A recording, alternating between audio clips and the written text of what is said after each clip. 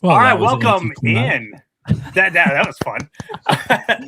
Hey, new producer. All right. Hey, welcome in Cincinnati Soccer Talk.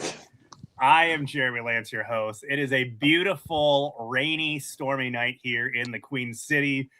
We got a lot to talk about. I got Justin Blair and Rupesh Sharma joining me tonight as we have to break down not one, but two matches.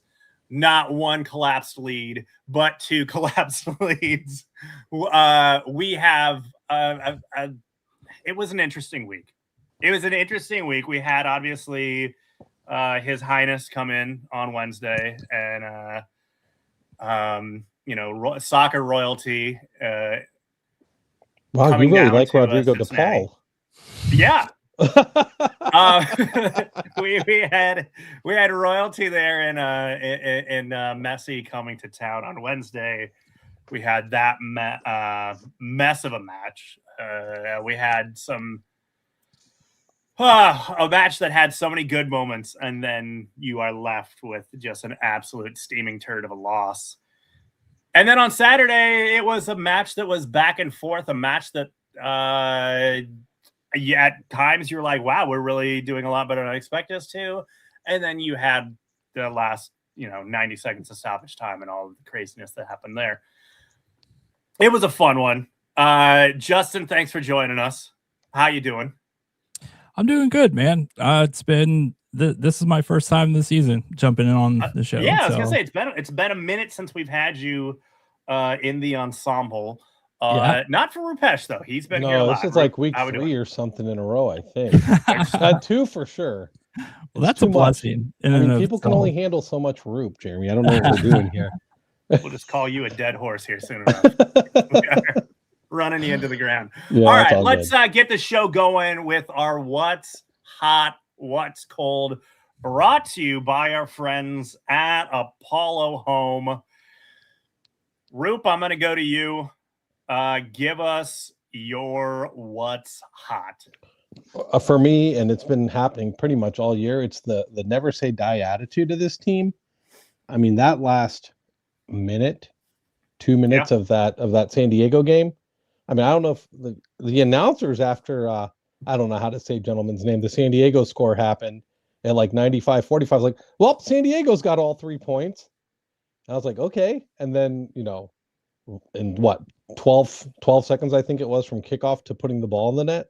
This team doesn't, I know it's not been up to the standards I think Cincinnati fans expect, or FC Cincinnati fans expect, but they never stop, and you got to give them credit for that. They're always going. So I'll say their never say die attitude is my hot this week. And this has not just been this weekend. This has been a trend all year. Season. You're right. Yeah.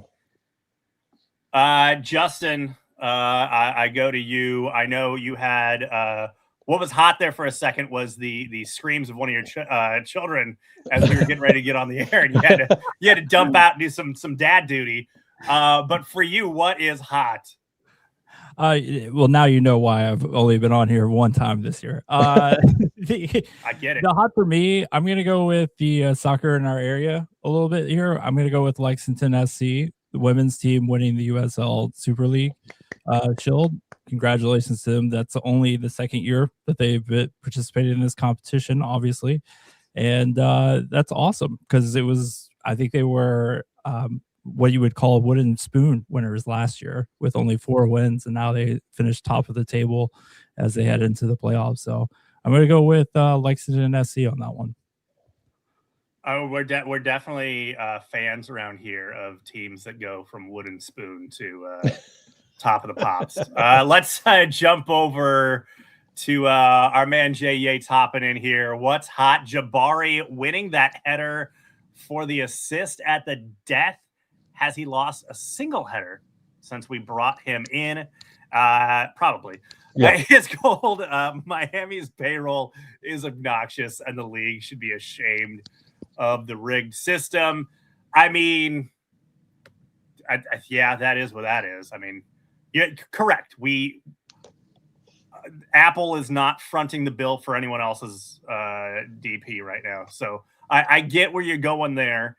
And they got some guys. Listen, I mean, when you have a guy like Messi, you're going to be able to get all these young Argentinian kids to come up there and pay for pennies so they can hang out with Messi. And I will say, I will caution this. Every single one of these clubs' owners signed off on that. Yes. And put a little bit of their pennies on the line. So it's not like it's not the league. Like our league is revel rousing against 100%. like the Reds and the Yankees, right? When they expanded the roster construction rules where they removed salary caps, and the Reds kind of fell back and the Yankees obviously ascended to the mountaintop. Everyone agreed on this. Everybody wanted Miami to come in and bring in Messi, and then that kind of create 100%. I mean, it was I think the rising tide lifts all boats philosophy. It was, look at all this extra money, look at all this revenue that's going to be brought in. Obviously, they were trying to, they knew they had to maneuver a new deal, and with Apple possibly coming on board or whoever it was going to be, they knew they could possibly leverage it with that. So yeah, obviously at the end of the day, you had the thumbs up from the owners themselves. So including ours, I would assume. What's hot for me? That would be the temperatures. I can't believe it was like 90 today. It's probably not gonna be 90 the rest of the week, but like, hey, it's summer. Like we're here. And obviously that means next week we're gonna do a show talking about the Orlando match that's coming up. But then we are gonna have we are in the summer of soccer here in North America. The World Cup will start, and we will have 2 months without a match for the orange and blue. A crazy concept. We'll see how that all goes. It really splits the season, right? I mean, any momentum you would have right now, there's no way you can keep that rolling for 2 months without a game. Honestly, Jeremy, this might be a good primer for when they flip the schedule for 27-28, because you're going to have 6 weeks to 2 months off in the winter. It's just, I mean, it's going to be a good practice for everybody on how this is going to work after next year's sprint season. With teams, well, you have the transfer window open at the end, towards the end of that long break.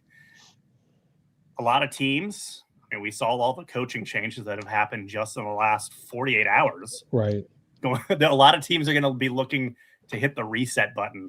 Yep. And they're going to have those 2 months to kind of get their bearings. You look at Columbus, they fired their manager over the weekend. Austin fired their manager over the weekend. You have some changes coming for a lot of clubs. And then for us here in Cincinnati, it's been a good but not great start to the season. There's a lot of glaring issues. And you wonder if that 2 months, what they're able to do to kind of get themselves right. Obviously, there could be, especially towards the end there when the window opens, some potential comings and goings that will be on the horizon. Let's go to our man, Jeff Tebbets, hopping in here. His hot, the backup striker in Dallas, celebrating on the pitch after his last-minute winner by shotgunning a beer. I believe it was a Modelo. It was a Modelo that was already open and thrown at him, I think. But he got a good amount of that in his mouth and on his face, so it works. It was a great moment. That was pretty sick. His not so hot, or his cold, as we would like to call it here. Columbus no longer has a hot seat because, well, they, as we just said, they sacked their manager.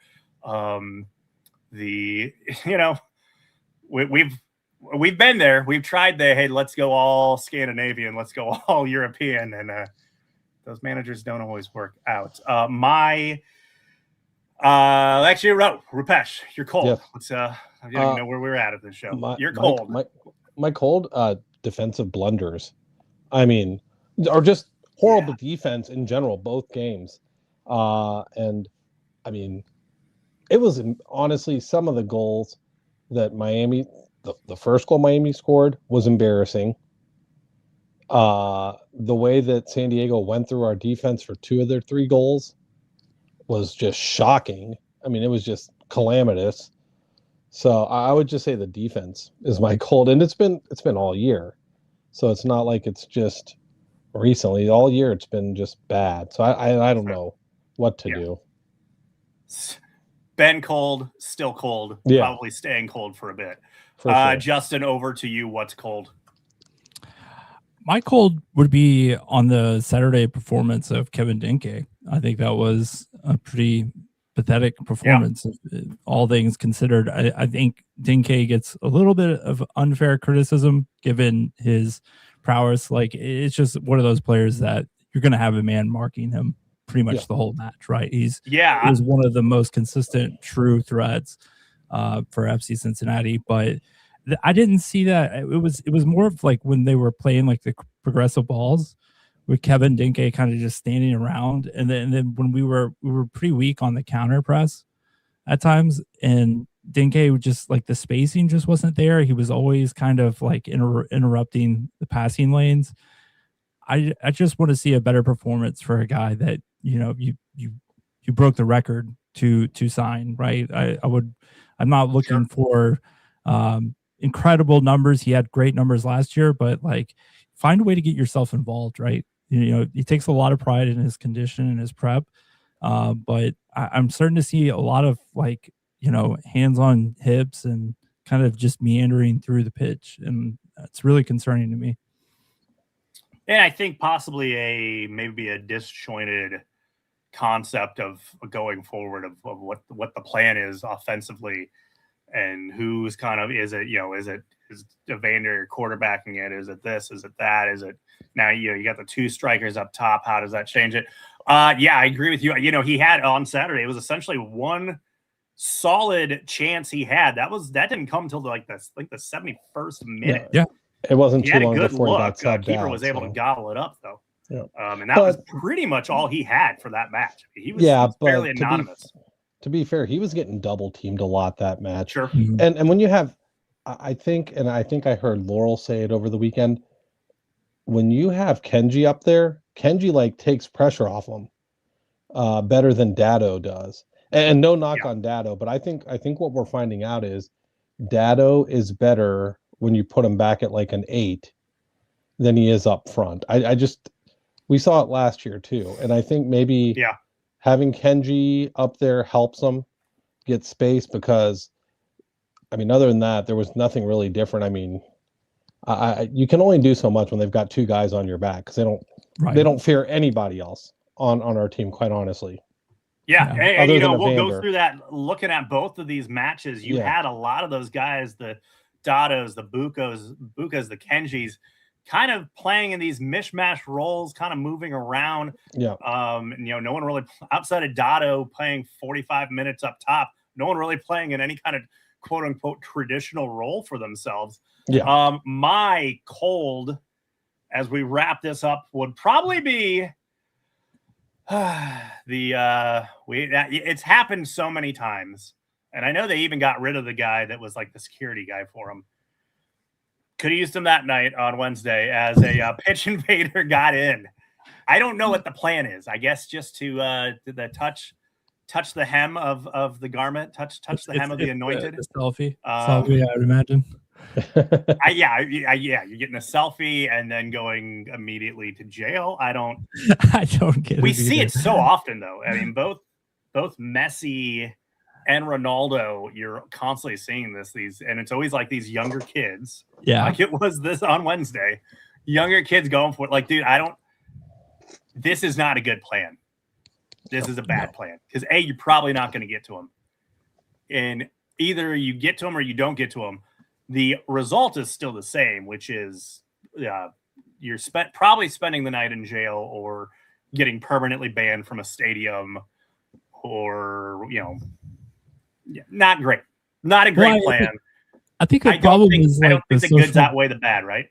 Yeah, I think the problem is like the social media aspect, right? Like you'll see a lot of on those like short form media content sites. You'll see a lot of those where it's like, oh, like Messi like is so nice to people that run on the pitch and stuff like that, and it's like it's very dangerous. One, there's a reason why you probably shouldn't be overly nice to them, because it just encourages people to do it more and more.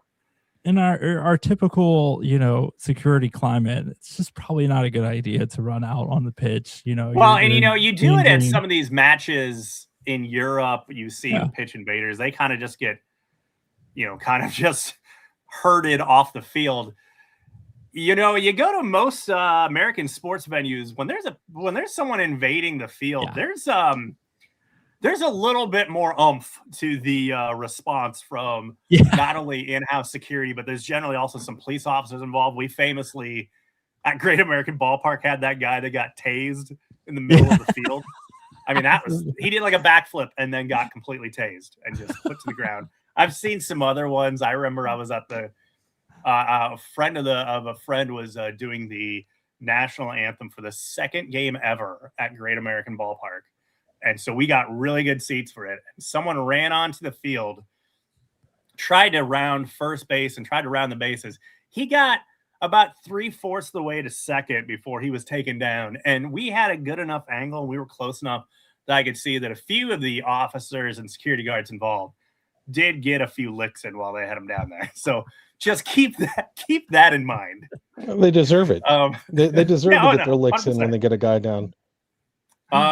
That is our What's Hot, What's Cold, brought to you by our friends at Apollo Home.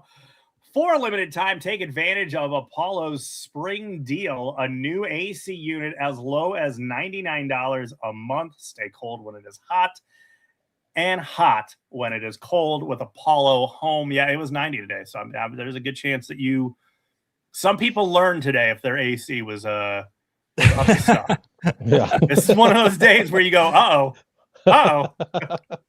So hopefully they made the call there. Let's get into that Wednesday match. Your final score: FC Cincinnati 3, Miami 5. Lineup was, we're just dealing with this ever evolving back line. And once again, we saw a different interpretation of it, as it was obviously Celentano in goal. It was Kyle Smith, Matt Miazga, and Miles Robinson as your back three. Pavel Buca and Brian Ramirez as your wingbacks. And then a midfield of Dotto, Evander, and Guidi with Danke and Kenji up top. Buca gets the wingback role, Rupesh. He ends up spending the whole week there. Yeah. Let's just kind of not to dip too far into what appears to be both of our player of the week, but that was a bit of a change for him, and to have that many minutes at that position. Just kind of your initial thoughts on it. I mean, he's been playing that for like 4 or 5 weeks now, including the two last two matches. I think he did it like the 3 before that. This is kind of becoming his yeah thing. He's fine. I mean, he's good at the position. I have no problem with him putting him in the position. The only thing that has me concerned is, why are we playing him at the position when we have Ender on the bench? So I think Buca's fine, but that's obviously not what I would say is his best role. I would assume like a number 8 role is his best. Yeah. But this again goes into like, we're trying to involve all these pieces. Yes. Your Dottos, your Guidis, your Buca, your Kenji, Anunga, your Obi when he's available and out there. I mean, you have all these pieces and so few spots to put them in. Yeah. So it's kind of this weird mix and match where they're just trying to involve as many of them as they can, even if that means putting them in positions that they're trying to get what they consider to be their best 11 players on the field. It seems like, regardless of position, and a lot of them are probably in very similar positions, so people have to play out a position.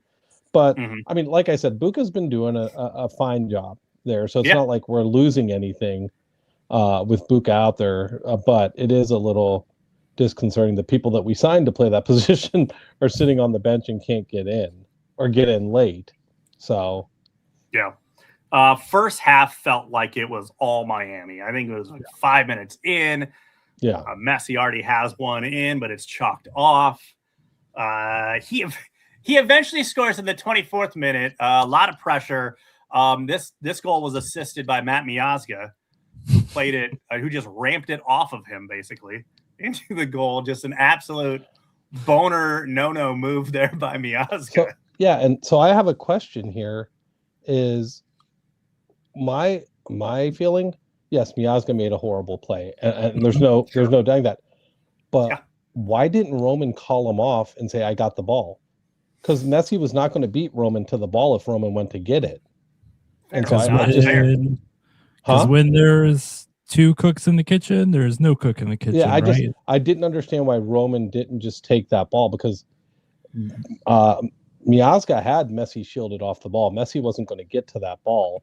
Yeah. And Roman could have gotten it no problem. That's where I got a little concerned. Like, why didn't Roman just say it's mine and take it? And maybe he did. I mean, I wasn't there, so maybe he was yelling that he had it, and Matt didn't listen. I don't know. Well, it wouldn't be the first time that night that he possibly called for a ball and his backline didn't hear him. Yeah. That would pop up again later in this match, to devastating consequences. Right. So Messi scores. I mean, it was one-way traffic. It was they were controlling the ball, a lot of pressure. You saw this coming. It was really more of a question of how bad does this get in the first half? Yeah. Can they sustain this? Can they hold them off? They ultimately do. If I could jump in there, I think it's kind of it just goes completely against their run of play, though. That's what drives me insane about that first half. Right, Miami has struggled to put together an offense this year. Right, the formations have been heavily criticized. The lineups, Bertarame playing with Luis Suarez has been just an absolute mess. And then FC Cincinnati, I know we've had our defensive deficiencies, but with a guy like Matt Miazga and Miles Robinson out there, regardless of, minutes that they're required to play or whatever, it's just like we should have a little bit more continuity back there, right? I know Valenzuela is kind of a new piece in the back, playing in more of a defensive midfielder position. And then Samuel Guidi is kind of a player that's going to get all over the place. But if we're going with three center backs in the back, we shouldn't be making teams like Miami. All credit to those names. They've had great careers. This year, it ain't that. So why in God's green earth are we having these kind of struggles of just playing simple defensive assignments? Yeah. How much was it struggle? How much was it was this the game plan to sit back and absorb? I mean, what was that the plan? Yeah, I was gonna say that's not a good plan. It's not a good plan when you're playing a team that's had as crappy of a defense as Miami's had this year. Yeah, their defense is awful. I mean, Dane St. Clair has looked like one of the worst goalies in MLS after he was goalie of the year last year. Just put some, go at him. That's what I don't get. And I don't know if it's, are we just afraid when we have these big teams come in? I don't know. And we're just, I don't get it. It's ridiculous. I will say that there is a target on our back. Yeah. Too, right? Sure, but did we give them too much respect? It's not like Luis Suarez is looking up oh, DC United has all these trophies, so that's the team I want to beat, right? It's recent success, right? I don't think Luis Suarez could name you half the teams in the league. Yeah. What is it? I agree. I don't think he could name you half the teams in the league. I think he just shows up. Yeah. Oh, no doubt. So it's the recent success, right? They know what games matter to the fan base. They know what games are going to matter theoretically to the end results in the playoffs. So these guys know, and to be fair, I mean, it's been kind of one-sided in the regular season, right? FC Cincinnati's kind of had their numbers, so I'm sure that was some of the messaging going into that, not only from the coaching staff, but from some of these players like Suarez and Messi. So, sometimes teams just come out gunning for you and play a little bit different than what you see on film. They may play a little bit more connected, or just kind of, and what we saw in a couple of Messi's goals, just kind of take over. Yeah. I mean, I don't know what the game plan was for how to defend Messi, but I would say not high marks, especially in that second half for the execution. We do get a lifeline there late as Danke gets pulled down. We've been on the wrong side of a lot of, there was just enough to where you're not going to overturn it. Finally, one goes in our direction as there was just enough contact to not overturn that penalty. So Danke gets the penalty, converts the penalty. Dane St. Clair almost has it. Got a good mitt to it, and yet still couldn't keep it out. So we go into half 1-1. FC Cincinnati comes out like looking great in that second half. They come flying down. Ramirez to Buka in the box, and boom, it's 2-1. And Cincy is now in the driver's seat a bit and has a chance to really put in a statement performance at home in this season. Roop, you're shaking your head. We know it doesn't happen. It doesn't work out. We all know how this story ends. 55th minute, Messi gets his second as a secondary run. Just gets missed by everybody. There was 6 guys in the box, and he walked through completely unscathed and just tapped that thing in. I mean, it was if they all collectively forgot that he was on the field. It was real bad miscue there on defense. It was the old FIFA cutback, right? That we used to all do on FIFA back in the day. Just cut it back and let whoever's running in score the goal. That's exactly what it was. So that levels the scoring. You're thinking, oh no, and then it's Evander right after that. Kind of does his move there where he kind of shows you why he is like that MVP caliber guy. Gets the ball, dances around the top of the box, picks his spot, and just absolutely laces one perfectly. I mean, that was definitely like that is a response goal. That is okay. We got to go get the lead back. Give me the ball. I'm going to make this happen. That's what that was an MVP goal from and the patience. I just was gobstopped with the patience that he showed in that situation, because at the time you could be over the moon for the first opportunity that he had, but to go for that second opportunity, it's kind of like this is going to be a bad reference on a Cincinnati podcast, but like the Le'Veon Bell situation, right, where he sees pick patient.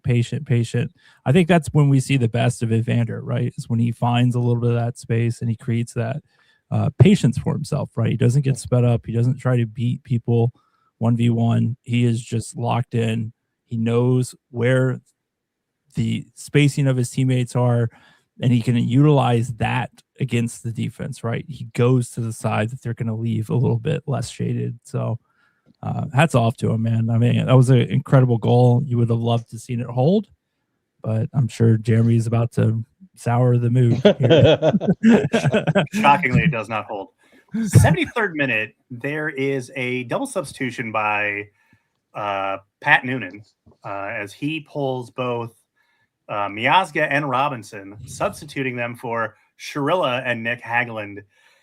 And about 5 minutes later, Matteo Silvetti does his own Evander, picks his spot, and we are level at 3. And you can already tell there was definitely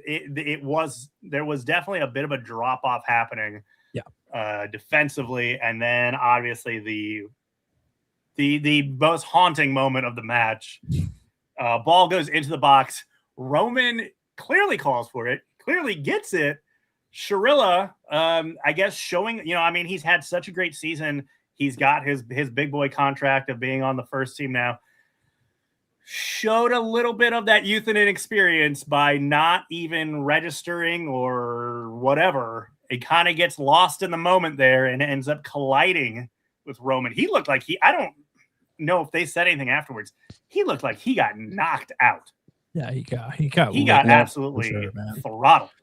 I thought he was going to have to be stretchered out of that. I mean, he looked absolutely out there for a moment, the way his body hit the ground.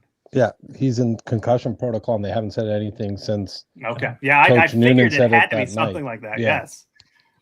You see an all-time blunder like that, and as an FCC supporter, you just kind of like chalk it up to another one on the list, right? It's not like one of those moments. You would do it normal, like other fan bases might cringe at that moment, but the game kind of went a little bit sideways there toward the end, and it's just a young player making a mistake, right? That's exactly it, Justin. To be fair to Andre, he's a young kid. I mean, he's a 17-year-old. and that's going to happen. Am I upset we gave up a goal? Yes.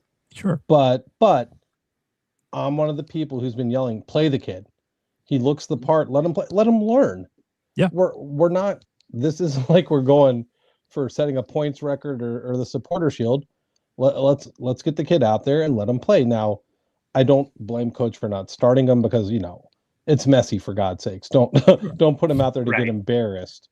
But the kid came in and yeah, he made a mistake. It is what it is. It's not a big deal. Hopefully he's okay and didn't do anything else to himself other than getting concussed. Like, that's not a big deal.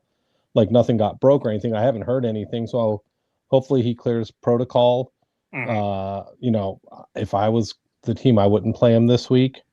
Just give him as much time to rest now as you can, because then we have 2 months off after that. So, yeah. But hopefully it's a learning experience for Andre. Mm-hmm. That was pretty much game over at that point. Yeah. Miami ends up adding another one, but the air was out of the stadium at that point, and a match that looked so promising, even against especially we talked about that first half and just the pressure that FCC was under in that first half, and the fact that they get through that 1-1, they get into the second half, they come out flying, they get a lead again.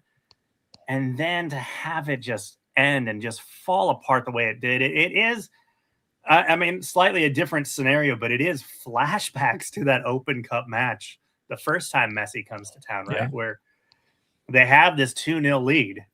It's looking great, and they just couldn't finish the job.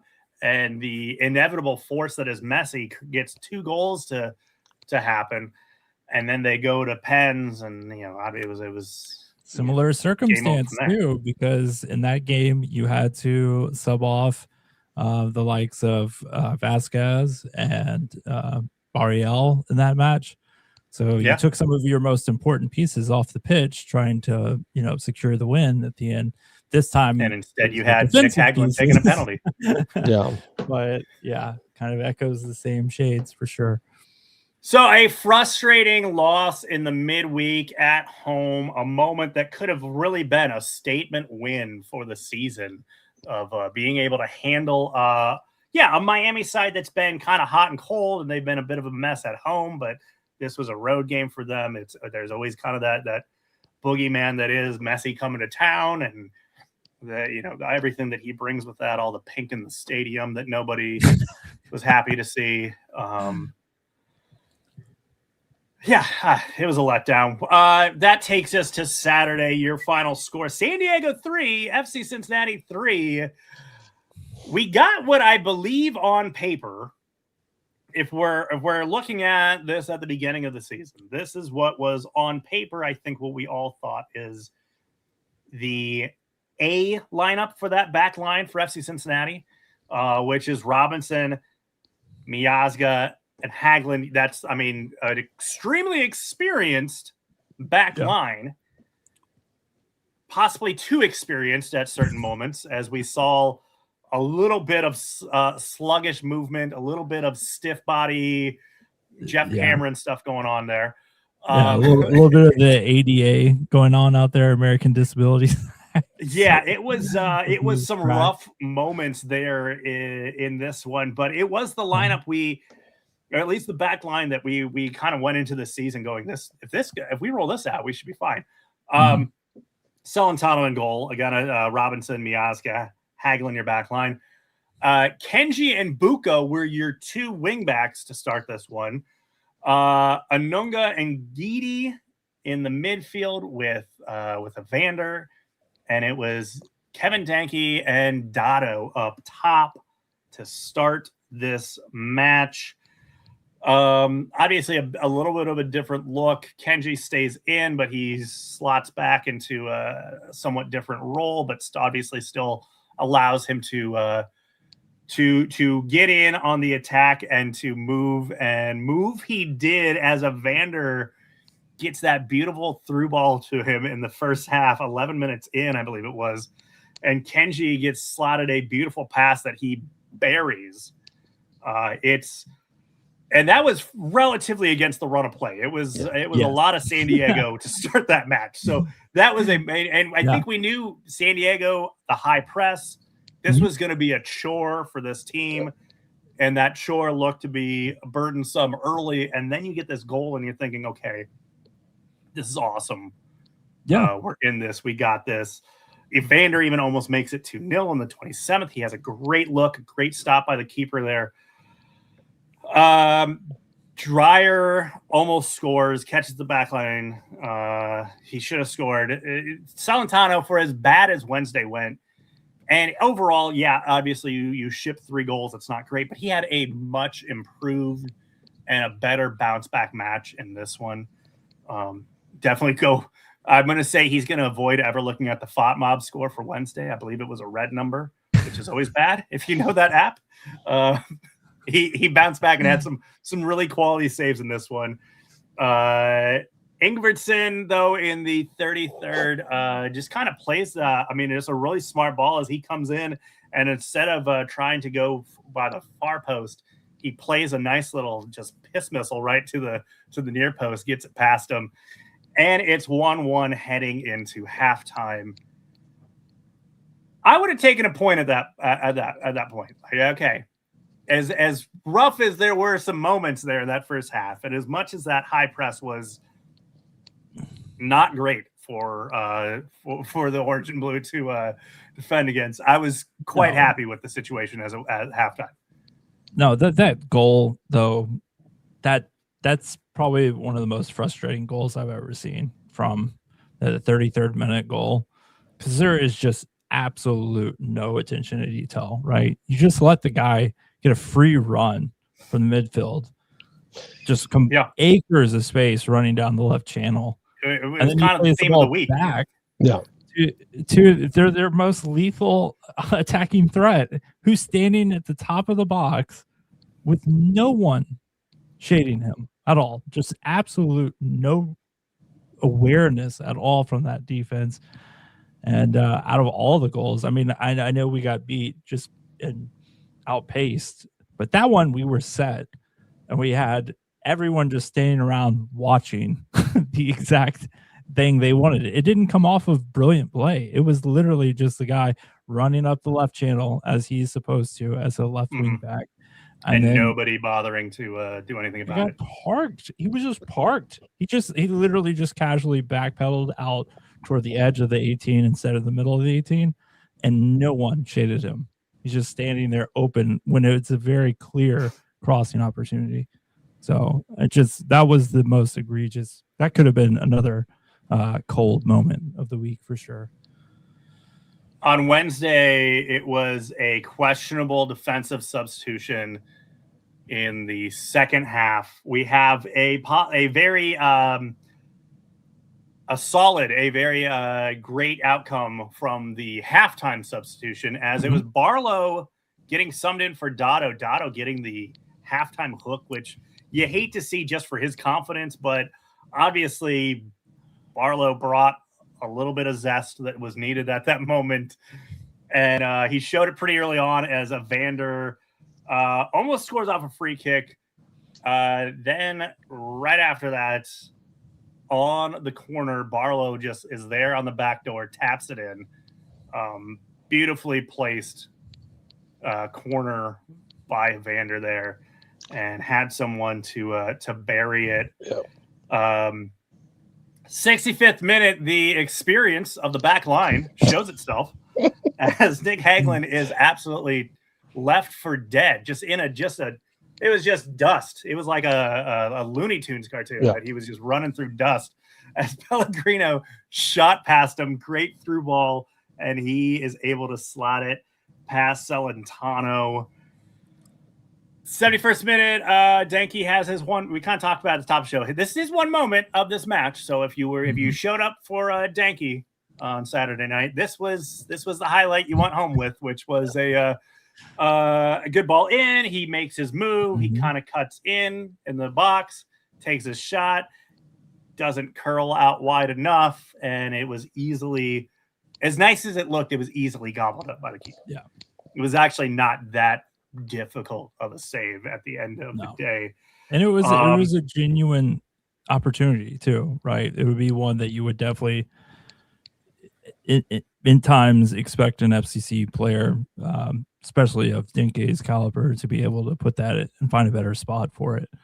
So I just wonder if the fatigue is starting to just wear on him. It's getting, San Diego can be like oppressive temperatures out there, and that's climate. I gotta find that. Some You mean where it's it's the perfect weather all year round? But we're talking about that place. Some kind of excuse for him. Come on. You try to help him. I appreciate the assist there. But so it's 2-2 heading late into the match again. Hey, I'll take a draw. We're good. Let's all end the match now. I'm good with that. Let's just call it a day. We all had fun. No one got hurt. 96th minute, a little turnover in the midfield leads to a quick play to Ingvardsson again. He gets past another slow-moving defender with a lot of experience and buries a beautiful shot. I mean, this thing was a nice shot. Yeah. I mean, just curls it far post around Celentano. And that's it. Fireworks going off. People are celebrating in the stands. Announcers have already chalked up the 3 points on the standings. This thing was over until it wasn't, as Cincinnati was like, okay, we have like 5 seconds to get this thing down and do something, because we're already well past the initially announced amount of time there. I think it was 6 minutes or something like that. Mm-hmm. Yeah, but to be fair on that, Jeremy, the goal was scored at 5 minutes and 45 seconds of that time. Right. So no matter how, so you knew you had probably 15 seconds to half a minute that the ref was going to give you. He wasn't going to blow the whistle right on the kick. But you weren't going to be able to turn the ball over. Like that possession, it was going to be that play. Yeah, you have to get the ball down and do something. And Brian Ramirez just kind of want the F it, Jabari's down there somewhere, and just fires it in from midfield. Dude, that was sending Geedy. it into the box. It was Samuel Geedy. That was Geedy? I thought it was Ramirez. No, it was Geedy. All right, Geedy fired. Excuse me. I was you forgot where he was on the field. Yeah, he just moved him back to center. That was. I did. I'm making some changes. I don't blame you. Jabari heads down that ball perfectly. You so, could not perfect. ask. I mean, he's got a guy draped on him. Yep. He gets to it. He heads it right down to Barlow, who is keeping pace with him.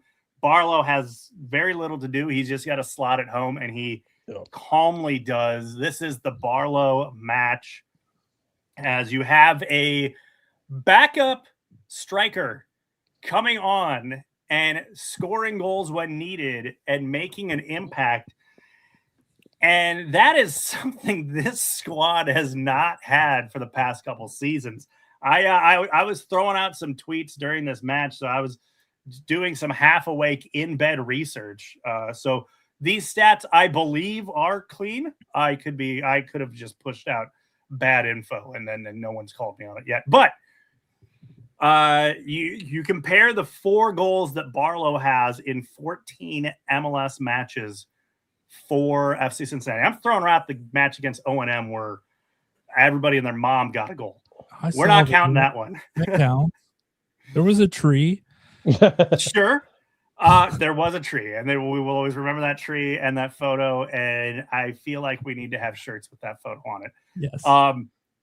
Corey Baird, who was not playing in this match, not even on the 18. Is he hurt? I didn't even see him on the I don't even know if he's with San Diego anymore. Is he with them? I couldn't. I don't know.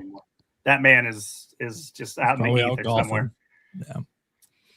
In 41 appearances with FC Cincinnati, he had 41 MLS appearances, that is. He had 3 goals. So Tom Barlow has already eclipsed Corey Baird's entire FC Cincinnati MLS goal total. Yeah. But Corey Baird had in 41 matches, he had like a 41 XG. So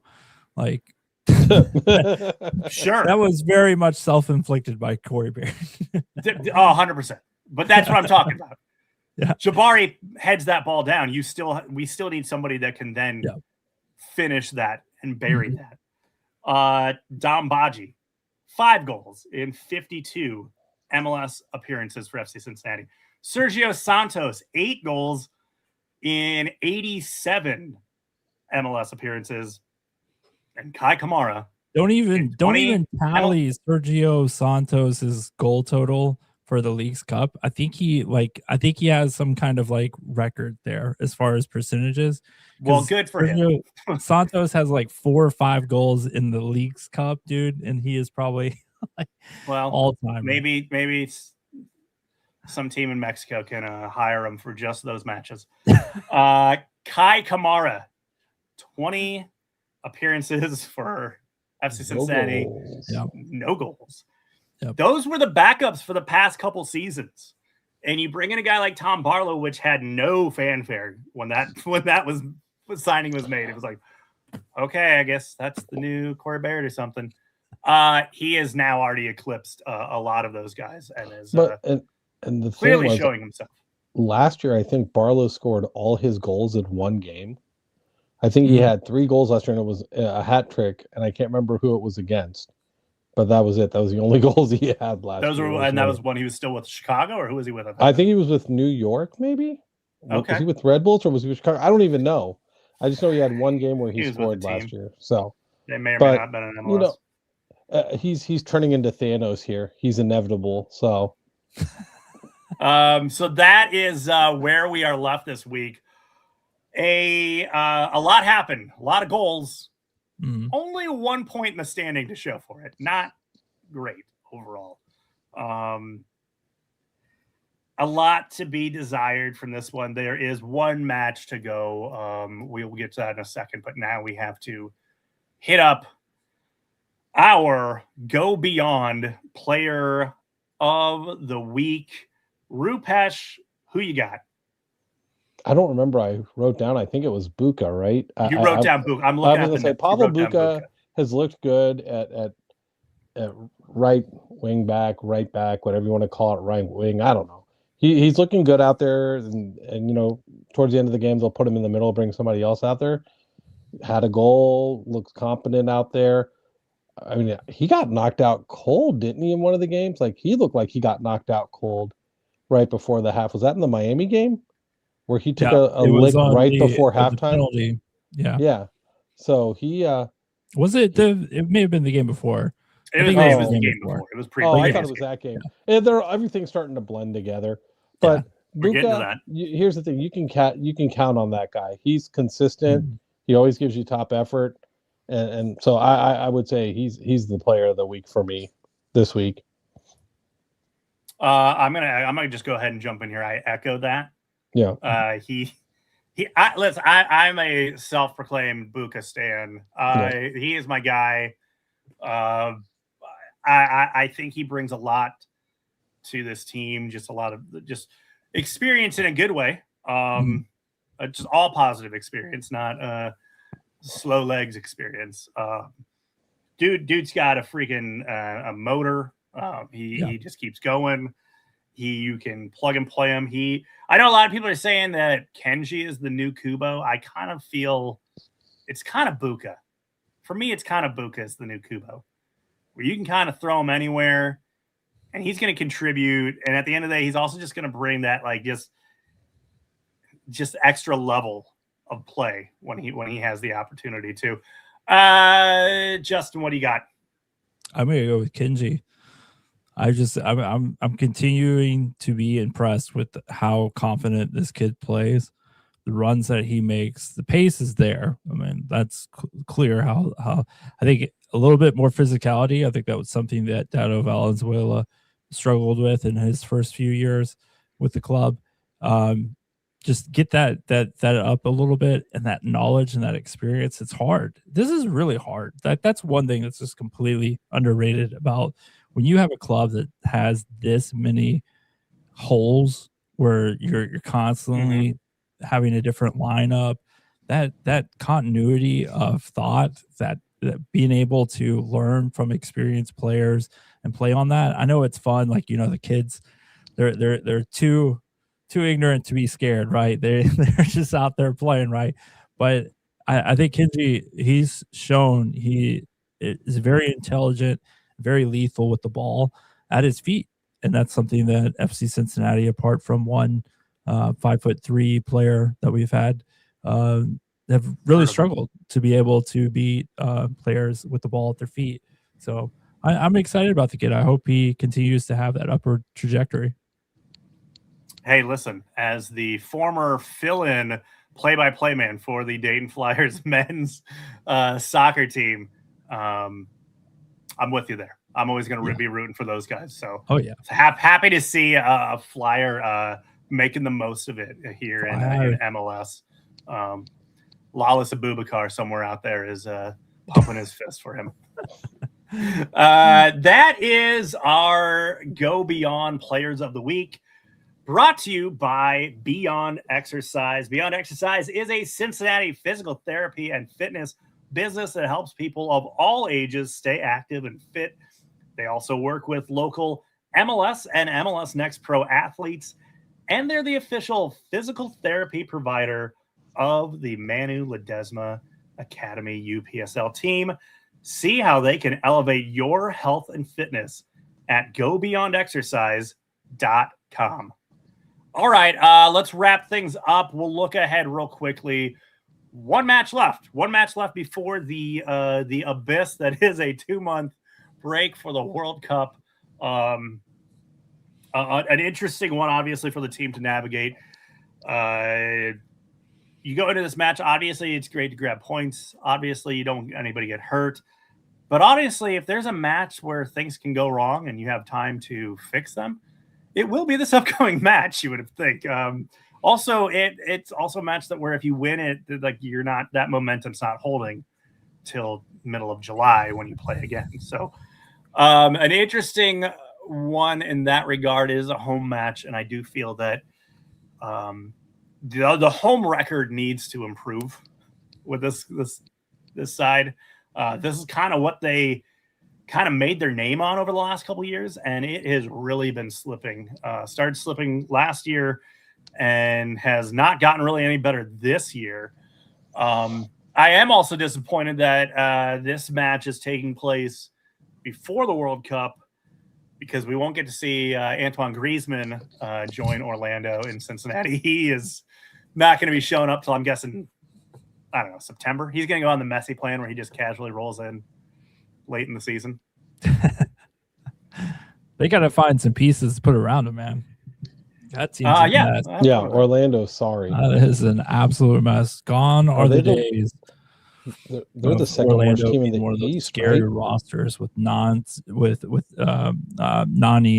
and being able to attack, like that counter attack that Oscar Freya was just so good at implementing. This team is just an absolute mess. That club ain't walking through the door. No. They still have a very different, crappy Orlando team coming in. They still have should be an easy dub, right? Yeah, it should be. It should be, but it is. Right? It is. No, have we not learned that this is not the case with this team the last couple of years? Play the down games you think they should walk in, they just no. But here's the thing: are they the second worst team in the East? I think maybe only Philadelphia is below them. You got to get all three. You got to get all three in this game. And they're playing a midweek match. They're playing in the US Open Cup quarterfinals. So you got to make hay in this game. You just have to. If you're Orlando, do you rotate to have your better squad play midweek? Because Open Cup is probably your best 100%. Chance at doing anything this year. 100%, yes. A trophy is better than no trophy. And the weird quirk of it, they're playing Atlanta United, who they just played on Saturday. So and they're garbage too. So you rotate for the at this point, Jeremy. They're not winning. They're probably already eliminated from a chance to win the Supporter Shield. Yeah. So go take your best chance right now is the U.S. Open Cup. I would rotate my team and go for that. Mm-hmm. I mean, if you lose 3 points here, who cares? You're already in 14th place in the conference. Right. Worst you can do, you hit the reset button over the long exactly. Break, right? Yeah, exactly. You get a nice, pretty picture of Griezmann holding up a trophy at the end. Yeah. So that's what they're looking for. Get Griezmann in the final. That's what they're all worried about. All right, that's gonna wrap it up. Let's quickly go. Final thoughts, either of you gentlemen. Roop, let's start with you. Okay, so for me is like you're saying, after this Saturday we have a 2-month break of no MLS action, but the two team is still playing during this 2 months of the World Cup, and they've got quite a few games down there at NKU. So if you want to see some of the hopefully future stars, Andre came through there, and Kenji and everybody, go down there and support the two team down at NKU. Tickets are free. You just got to pick them up on SeatGeek and go support the boys and see what's coming up in the future. How does that work with the first team? Like, is Noonan able to run some guys down there to get at least a little bit of run in during this long break, especially some of the younger guys? I'm not sure. I know you can during the season. Like Flores has been playing with the two team the last few weeks. I don't know how it's going to work since we're on a break. I would assume that you could play some of the younger guys. I'd have to read through the roster rules to see if there's a limit of how many games you can put them through down there. But I mean, I'm sure a lot of these guys are going to be going 1, 2, 3 Cancun the second that Orlando match is over. But I would imagine Noonan and Albright would like to get any kind of little extra run in or something like that they can from as many players as they can. Yeah, for sure. Yeah. And it would be stupid. It would be stupid of that league to not have that flexibility, right? MLS but Daddy Don always seems to make the stupid decisions. So sure enough. I'm gonna kind of piggyback off Roop there. If you are, World Cup is kind of unfortunately didn't select Cincinnati as one of the host sites, and it costs about $1,000, $2,000, $3,000 to get into half of those games. So if you're looking for matches during this break, I recently did an interview with Dayton Dutch Lions new soccer coach, Jacob Morrison, formerly of King's Hammer. They have a loaded roster, and if you really like women's soccer, go up there to the dock and cheer on the team that formerly was in the Cincinnati area, right? They relocated to Dayton. It was the club of Rose Lavelle. They have a lot of history and tradition, and it's just a great family owned business, and they've been a great soccer part of the Dayton soccer community for a very long time now.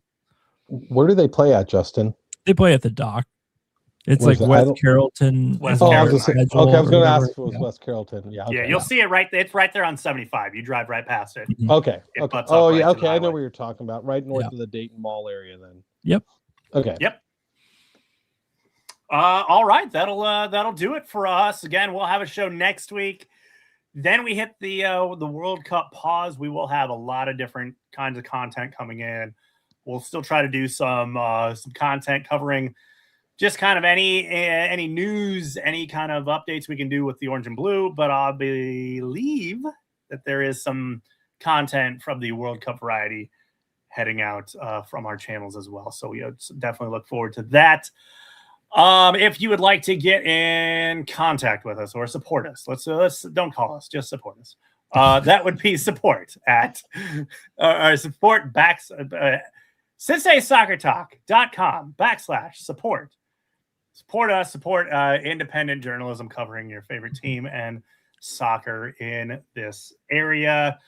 You can find us on, I believe we're on everything. X. That's a fun one. We're on Blue Sky. Couldn't tell you what's happening over there. I'm sure it's great. It's better than X. I couldn't tell you what's on Instagram. Better than X. So you can go over to the group think over there in Blue Sky or the hellscape of X. We're also on Facebook. You might be watching this on Facebook. Yeah. I think we got that fixed this week. We'll find out. That'll do it for us. I want to thank Justin and Roop for joining us. We will see you again next Monday to review what should be 3 points in the bag. Let's get it, guys. Good night.